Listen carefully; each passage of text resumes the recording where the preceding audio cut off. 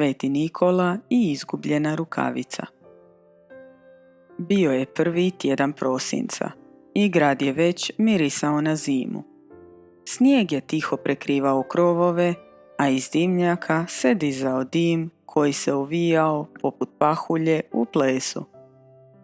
Luka je hodao kući iz škole, noseći torbu težu nego obično, jer je unutra bila i njegova omiljena knjiga o Svetom Nikoli. Volio je čitati o njemu svake zime. Dok je prelazio preko parka, ugledao je nešto crveno na klupi. Približio se i vidio rukavicu. Toplu, pletenu, crvenu kao božićna jabuka. Na zapešću joj je visio mali zlatni zvončić koji je tiho zazvonio kad ju je podigao. Rekao je Luka, gledajući oko sebe. Tko bi izgubio rukavicu usred zime? Nigdje nije vidio nikoga. Samo snijeg koji je škripao pod njegovim čizmama. Uzeo je rukavicu i spremio je u džep.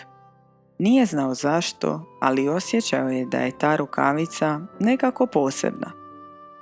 Kad je stigao kući, pokazao ju je baki.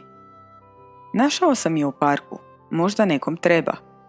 Baka ju je pažljivo pogledala. Vidiš li ovaj konac? To nije obična rukavica, Luka. Pletena je od čiste vune i ima ručno ušiveno slovo N. Luka se nagnuo bliže. Doista, na rubu rukavice bilo je izvezeno zlatnim nitima veliko slovo N. Možda N kao Nikola, nasmijao se. Baka se toplo nasmiješila, ali nije ništa rekla. Samo mu je ponudila šalicu vruće čokolade. Dok su sjedili kraj prozora, vani su padale guste pahulje, a Luka je odlučio da će idući dan pokušati pronaći vlasnika. Ujutro je ponio rukavicu i krenuo po gradu. Prvo je otišao do pekara. Tamo su miricali topli kruh i kiflice posute sezamom. Dobar dan, gospodine Ivane. Je li netko možda pitao za ovu izgubljenu rukavicu? Pekar je obrisao ruke o pregaču i pogledao. Ne, dragi Luka, ali zanimljivo. Baš sam jutros pomogao starici koja se poskliznula na ledu. Bila je u crvenom kaputu, ali bez rukavica. Luka se zahvalio i zapisao to u bilježnicu. Starica u crvenom kaputu, bez rukavica. Nastavio je dalje. Na tržnici je sreo učiteljicu Anu, koja je slagala knjige na štand s donacijama. Učiteljice, vidite li ovu rukavicu? Možda ju je netko od vas izgubio, upita Luka. Ana se nasmijala. Ne, dragi Luka, ali znaš što? Kad sam bila mala, vjerovala sam da Sveti Nikola ima rukavice sa zlatnim zvončićima. Kada njima zazvoni, zna koje je dijete bilo dobro. Luka se zamislio. Zvončić na rukavici tiho je zazvonio, kao da potvrđuje ono što je učiteljica rekla. Snijeg je počeo još jače padati. Luka je sklonio kapu i krenuo prema rivi. Tamo je živjela djevojčica Lea koja je često prosila s majkom. Znao ju je iz viđenja, ali nikada nisu razgovarali. Vidjela ga je da dolazi i posramljeno spustila pogled. Luka je zastao. Jesi li ti možda izgubila rukavicu? Lea se nasmijala. Da sam ih imala, ne bi mi ruke sada bile ledene. On se nasmijao i bez puno razmišljanja izvadio iz džepa svoje rukavice, plave koje je inače nosio. Evo, uzmi ove. Djevojčica ga je gledala nekoliko trenutaka i uzela rukavicu. Hvala ti, Luka. Kako je znala njegovo ime? Nije ju stigao pitati. Zvončić na crvenoj rukavici opet je zazvonio, ovaj puta glasnije. Kad se vratio kući, na stolu ga je čekala čokoladica i cedulja. Na papiru je pisalo: dobro si krenuo. Ni potpis, ni objašnjenje. Luka je pogledao baku, ali ona se samo tajanstveno smješkala. Sljedećeg dana odlučio je otići do crkve. Bio je to posljednji trag koji mu je pao na pamet. Na vratima ga je dočekao župnik, brišući snijeg s kaputa. Oče, je li netko možda izgubio ovu rukavicu? Župnik ga je pogledao, a oči su mu se lagano raširile. Znaš, dijete, neću ti reći čija je, ali ako je položiš večeras ispred oltara, možda ćeš dobiti odgovor. Luka je kimnuo. Bio je zbunjen, ali i uzbuđen. Osjećao je da će se nešto posebno dogoditi. Te večeri, dok su svi spavali, Luka je uzeo kaput, rukavicu stavio u džep i tiho izašao iz kuće. Snijeg je svjetlucao pod mjesečinom, a crkva je bila mirna i tiha. Položio je rukavicu ispred oltara i tiho šapnuo: ako netko ovo traži, želim da je pronađe. Tada se dogodilo nešto što nije očekivao. Zvončić na rukavici sam od sebe je zazvonio, nježno, ali jasno. Iz tame iza oltara pojavila se topla svjetlost. U toj svjetlosti stajao je sveti Nikola, visok, s bijelom bradom i blagim osmijehom na licu. Luka je ostao bez riječi. Luka, rekao je tihim, dubokim glasom, našao si ono što se ne može kupiti, put dobrote.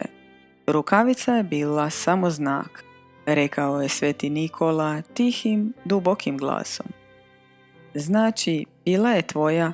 Tiho upita Luka. Sveti Nikola kimne. Ali sada je tvoja, jer nisi tražio dar, nego si darovao druge. Podigne rukavicu i stavi je Luki u ruku. Kad ti bude hladno ili teško, zazvoni ovim zvončićem. Podsjetit će te na toplinu dobra koje nosiš u sebi. Luka se nasmiješio, a oči su mu se ispunile suzama. Kad je podigao pogled, svjetlost je nestala. Svetog Nikole više nije bilo, a na oltaru je ostao samo zlatni trag, poput svjetlucavog snijega. Ujutro baka ga je pitala gdje je bio. Na najljepšem mjestu na svijetu, odgovorio je i pokazao joj drugu rukavicu. Ali zvončić više nije zvonio. Ipak, svaki put kad bi napravio neko dobro djelo, pomogao nekom, nasmijao ga ili oprostio nekom, čuo bi tiho, gotovo nečujno zvonce u svome srcu.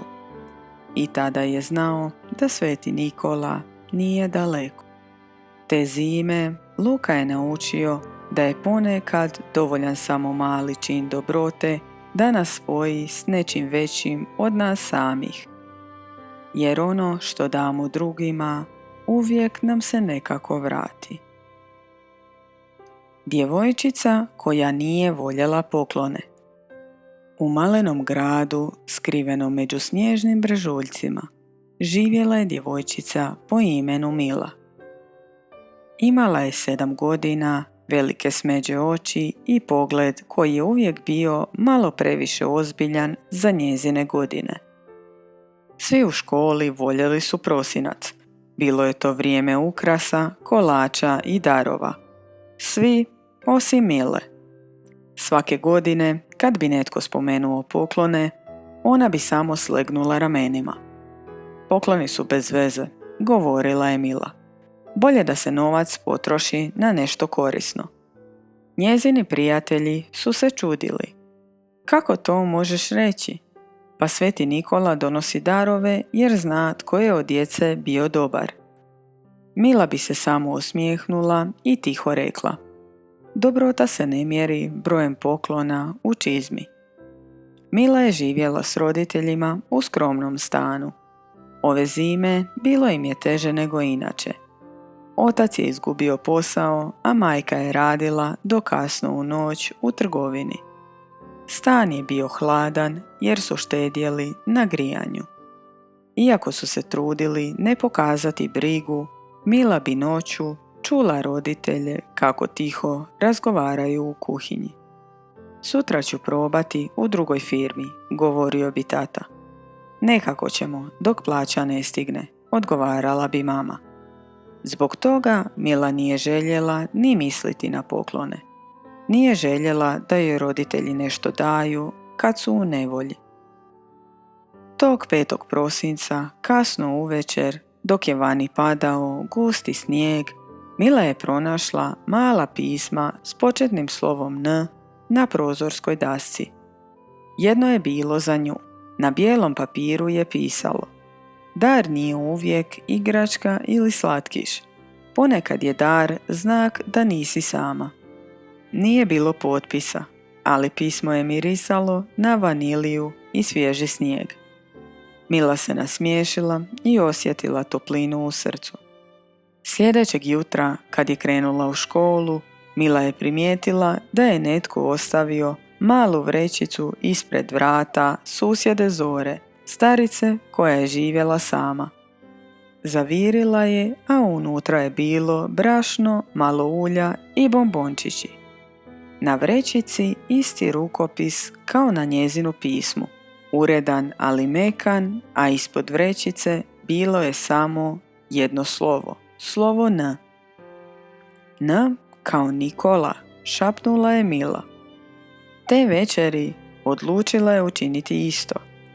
Uzela je svoje stare flomastere i nacrtala malu čestitku s natpisom Niste sami.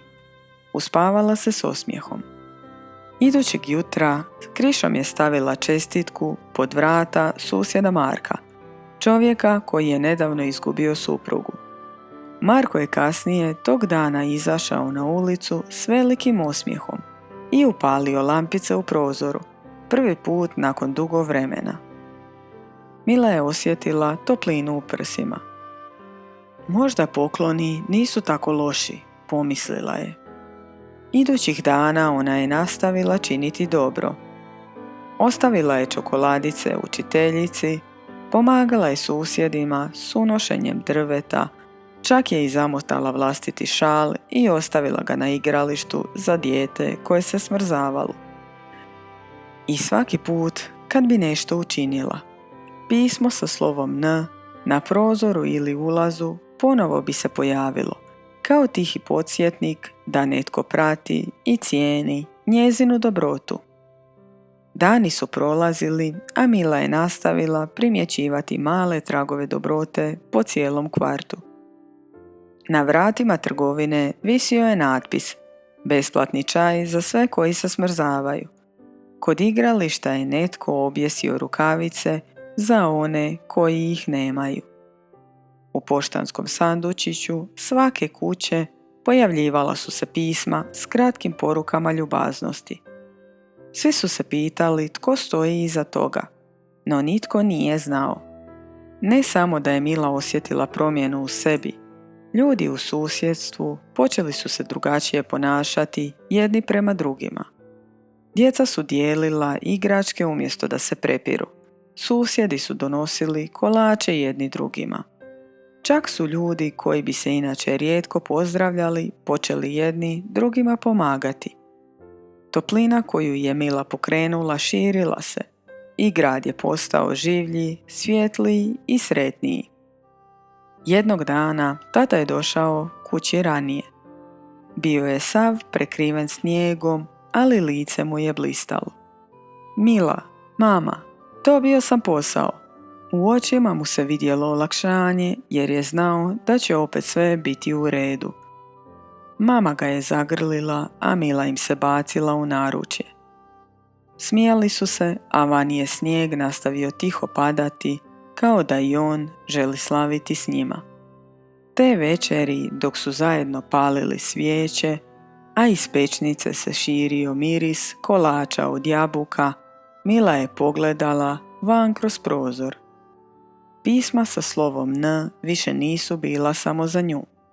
Ona su sada bila za sve. Mila je shvatila da je sveti Nikola započeo ovu malu čaroliju dobrote, ali ona i susjedi sada su je nastavili širiti dalje svojim dijelima, čineći grad toplijim i srca sretnijim.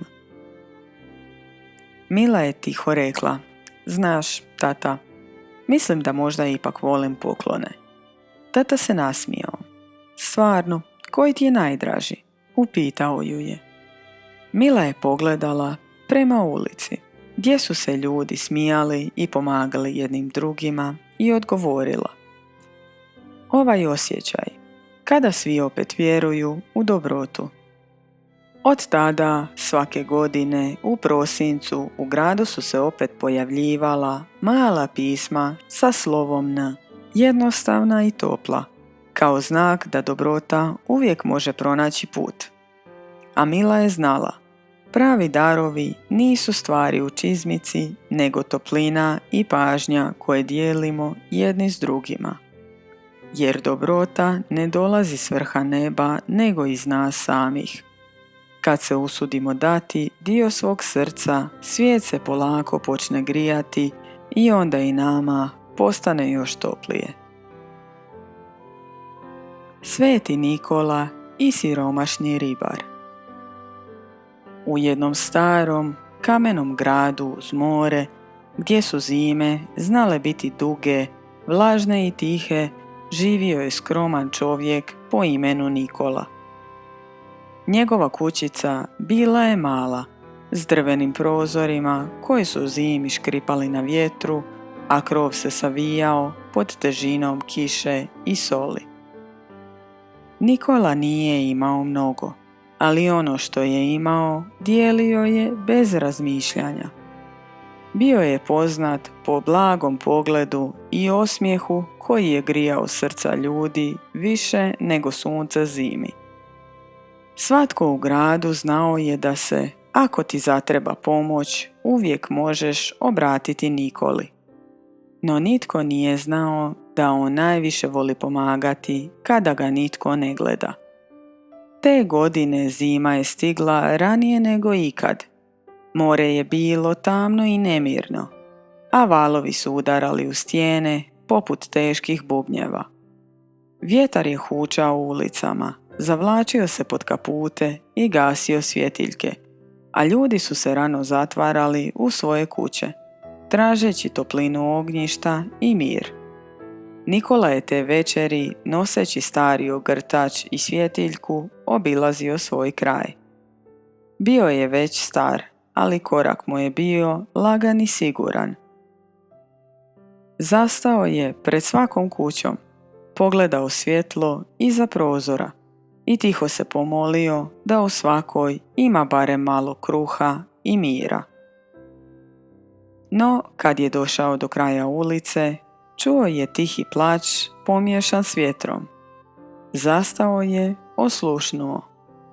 Zvuk je dopirao iz male, trošne kuće s drvenim vratima i razbijenim prozorom, prekrivenim starom tkaninom. Pokucao je lagano. Vrata su se polako otvorila i pred njim se pojavio mršav čovjek, blijed i iscrpljen. Iza njega, u polumraku, sjedile su 3 djevojčice, umotane u tanke pokrivače, sklupčane jedna uz drugu. Dobra večer, prijatelju, reče Nikola tiho. Čuo sam plać. Mogu li vam pomoći?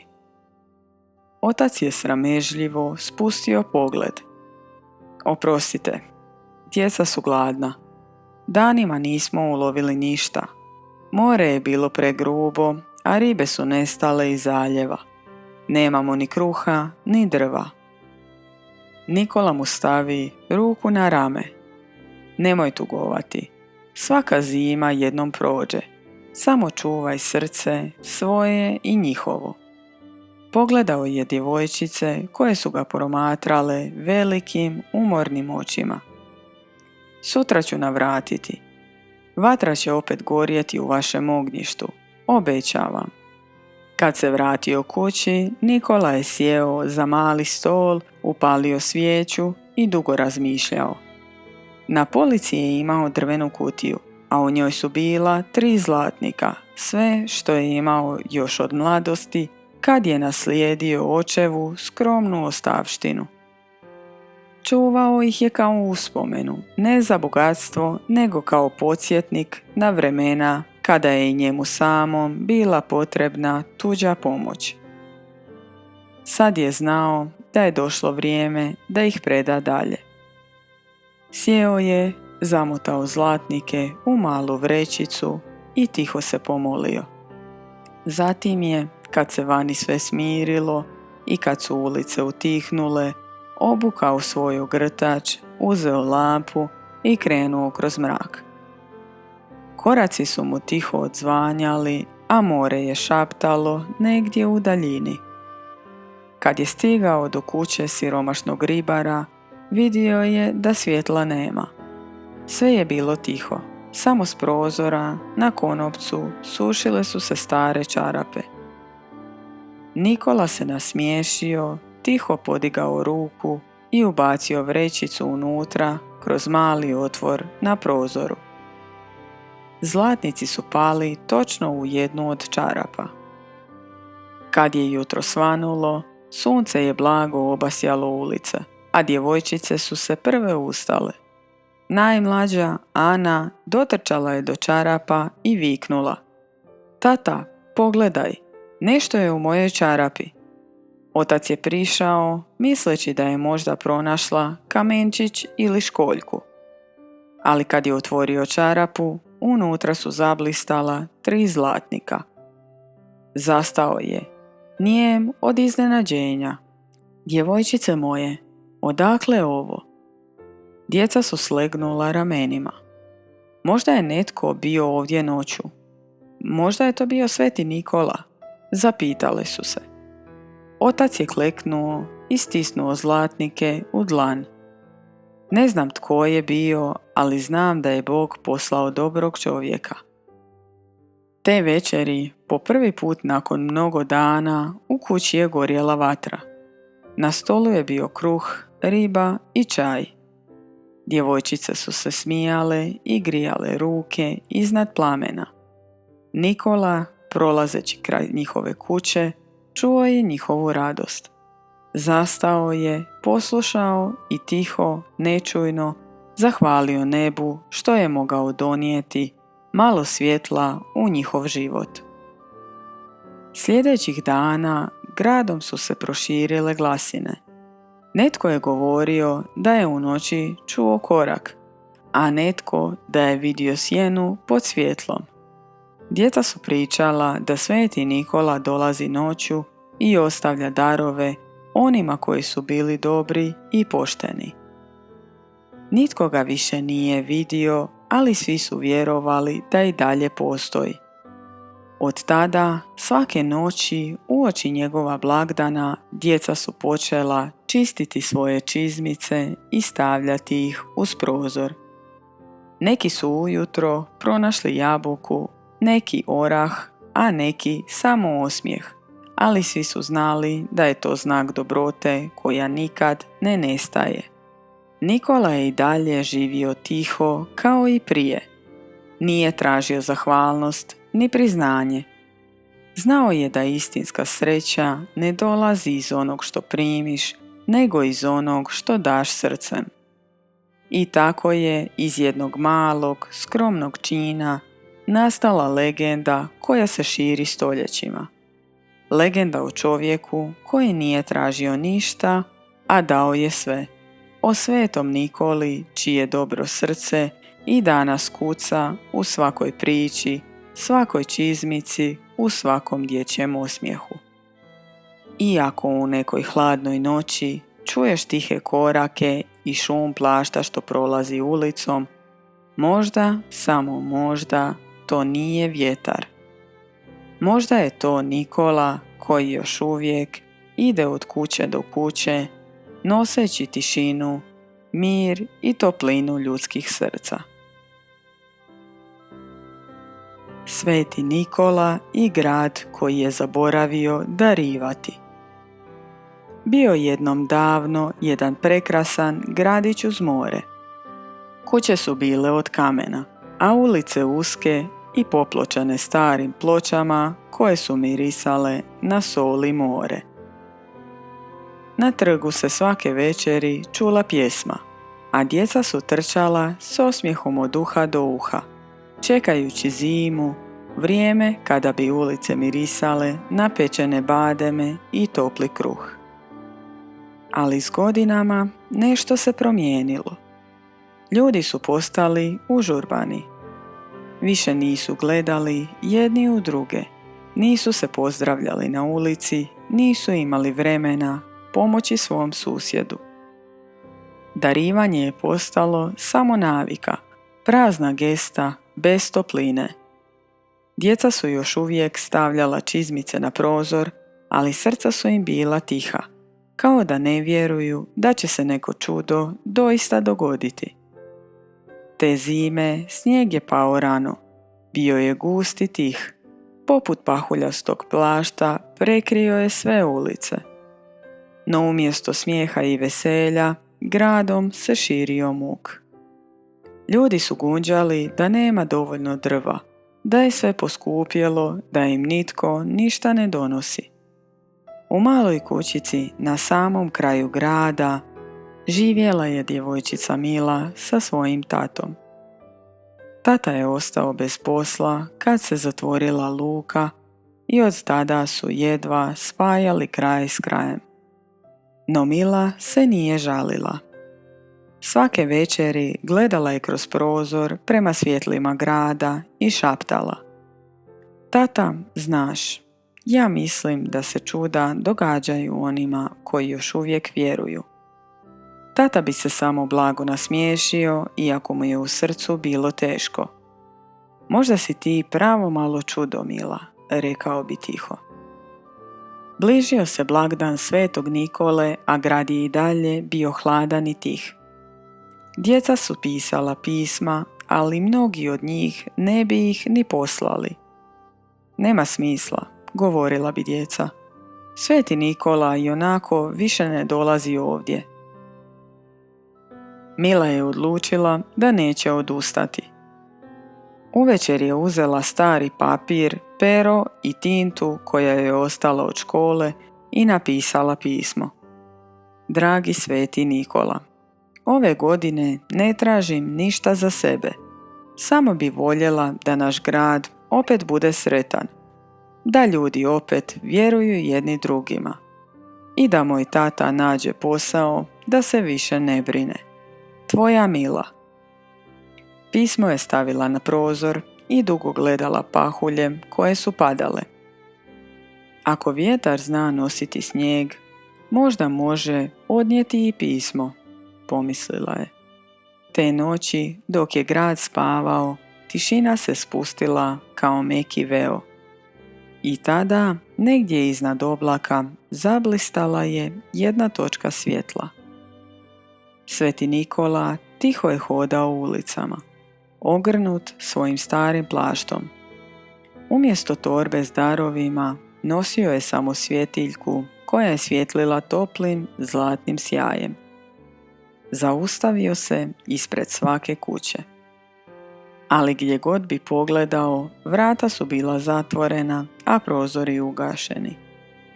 Nigdje nije bilo pjesme ni osmijeha. Samo hladan zrak i škripa snijega pod nogama.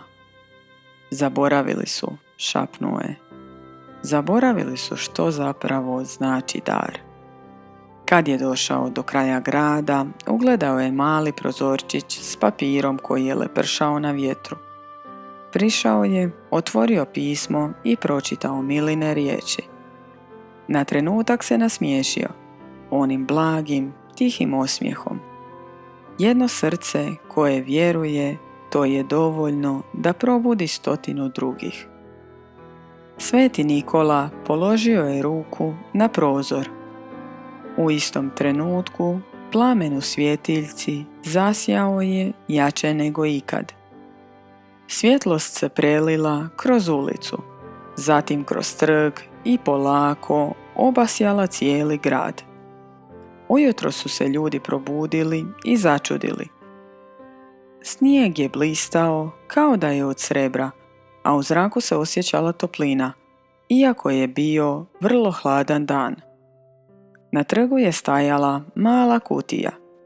Na njoj je pisalo: dar za svakog tko želi darivati. Kad su je otvorili, unutra su bile samo male ceduljice s porukama. Nasmiješi se susjedu. Podijeli kruh. Posjeti onog tko je sam. Zagrli voljenu osobu. Neki su se nasmijali, neki su slegnuli ramenima, ali već istog dana nešto se pokrenulo. Netko je starici donio drva, netko drugi popravio je susjedu krov. Djeca su nosila kolače jedni drugima, smijali su se i pjevali zajedno. Grad se polako budio. U Milinoj kućici tata se vratio s trga noseći stari alat. Mila, rekao je uz osmijeh, ponovo otvaraju luku. Trebaju me nazad. Mila je potrčala prema prozoru. Na staklu je još uvijek stajao trag prsta, kao da je netko te noći dotaknuo prozor. Hvala ti, rekla je tiho. I te večeri, dok je snijeg opet tiho padao, u cijelom gradu čuo se smijeh. U svakoj kući gorjelo je svjetlo, a u svakoj priči spominjalo se jedno ime, Nikola. Jer, iako nitko nije vidio kako je došao, svi su znali da se te noći dogodilo nešto važno. Ne čudo na nebu, nego čudo u ljudskim srcima. Od tada, svake godine na blagdan Svetog Nikole, ljudi u tom gradu nisu čekali da dobiju dar. Izlazili su na ulice s poklonima u rukama i osmijehom na licu, jer su naučili ono što je Mila napisala u svome pismu. Kada dijeliš, ne ostaješ bez ičega, jer dobrota se uvijek vrati kao svjetlo koje nikad ne prestaje gorjeti.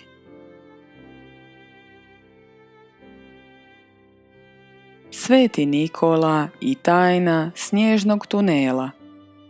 U planinskom selu, okruženom visokim stijenama i šumama, djeca su se svakog prosinca veselila dolasku Svetog Nikole. Nikola je te godine imao poseban zadatak. Morao je dostaviti darove i poruke hrabrosti i dobrote djeci u cijelom selu. No, dio njegovih darova zaglavio je u tajnom snježnom tunelu duboko u planinskoj šumi, a Nikola nije mogao sam sve stići na vrijeme. Mali dječak Matej i njegova sestra Lina igrali su se na snijegu blizu stijena kad su primijetili blistavi sjaj koji je dopirao i šupljine među stijenama. Prišli su bliže i začuli glas.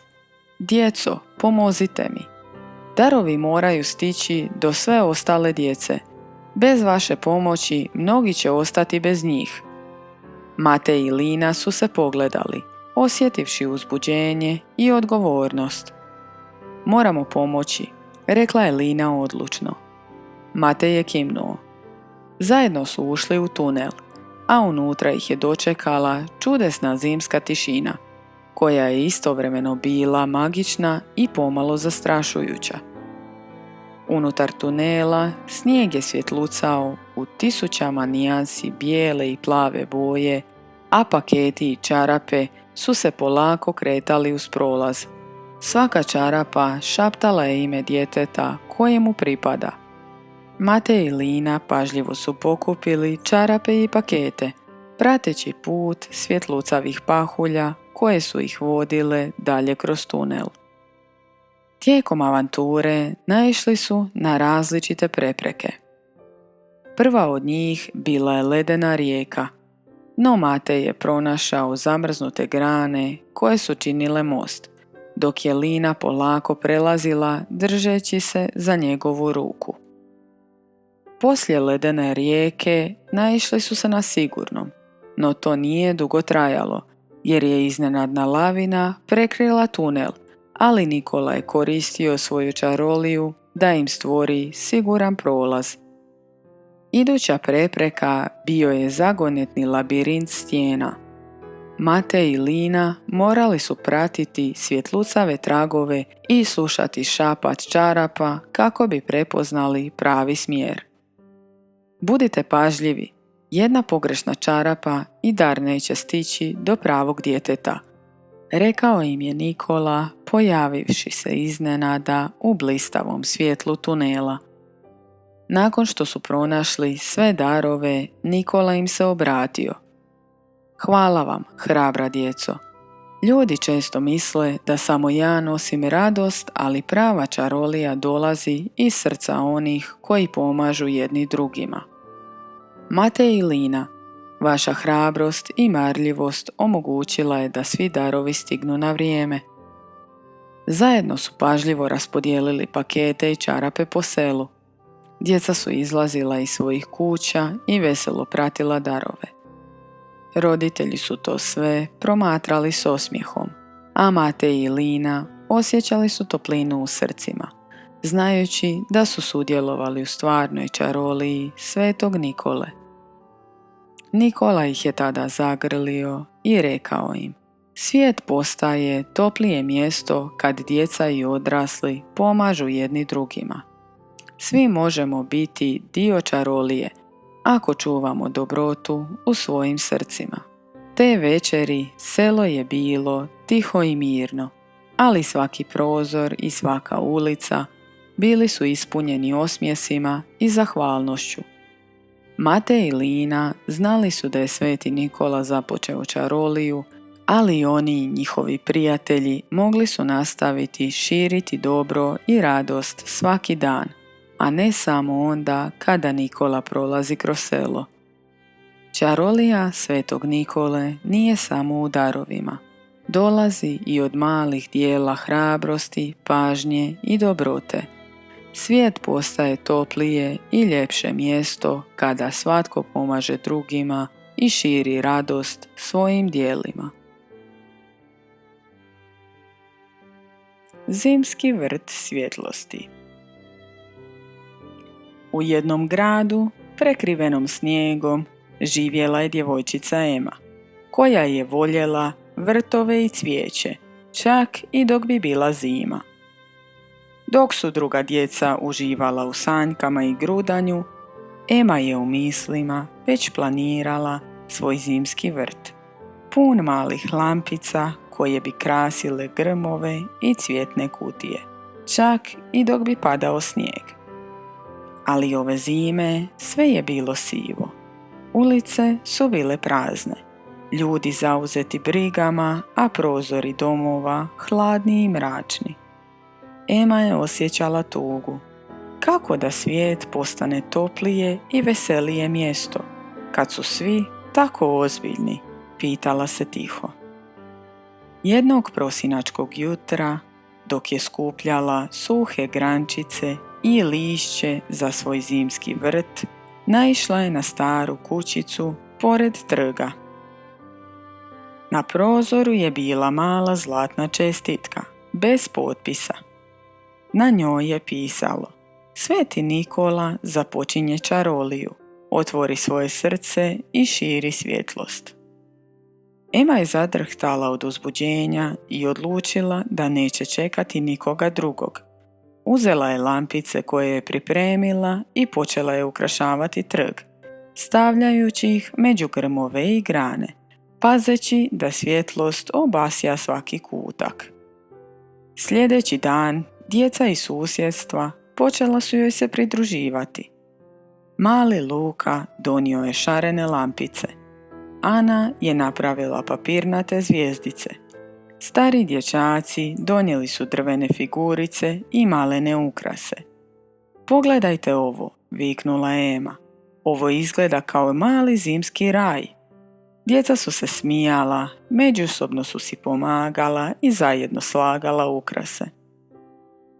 Lampice su bacale toplo svjetlo po snijegu, a pahulje su plesale kroz zrake svjetlosti.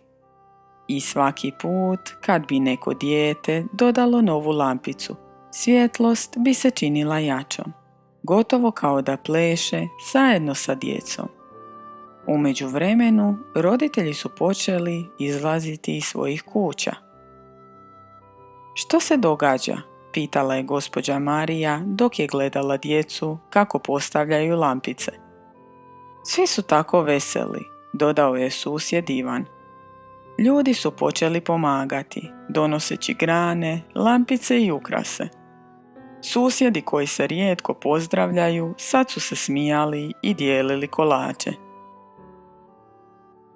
Grad je polako oživljavao, a Ema je shvatila. Čarolija Svetog Nikole, započeta pismom, sada se širi kroz sve ljude koji su odlučili sudjelovati. Tijekom večeri, dok je snijeg tiho padao, trg je postao pravo čudesno mjesto. Pored svake kuće bila je osvjetljena staza, svaki grm bio je ukrašen, a djeca su se smijala i trčala kroz snijeg. Ema je stajala u središtu trga, gledajući sve oko sebe i osjetila toplinu i sreću. Odjednom iz bijele mećave, lagano i tiho, pojavio se Sveti Nikola. Stajao je s osmijehom, gledajući ukrašeni vrt i veselu djecu. Bravo, mali prijatelji, rekao je. Kad djeca šire svjetlost i dobrotu, čarolija ne prestaje. Svijet postaje toplije mjesto zahvaljujući vama. Ema je pogledala roditelje i prijatelje. Svi su stajali zagrljeni, smijali se i pomagali jedni drugima. Mali zimski vrt postao je simbol zajedništva i dobrote u cijelom gradu. Te noći, dok su svi zaspali s osmijehom na licu, lampice su tiho treperile, a svjetlost se širila kroz prozore i ulice. Čak i oni najsramežljiviji susjedi ostavili su male znakove pažnje, kolače, čestitke i poruke. Ema je zaspala sa srcem punim radosti. Znala je da čarolija ne dolazi samo od Svetog Nikole, nego dolazi iz dijeljenja, dobrote i svjetlosti, čak i najmanjim dijelima.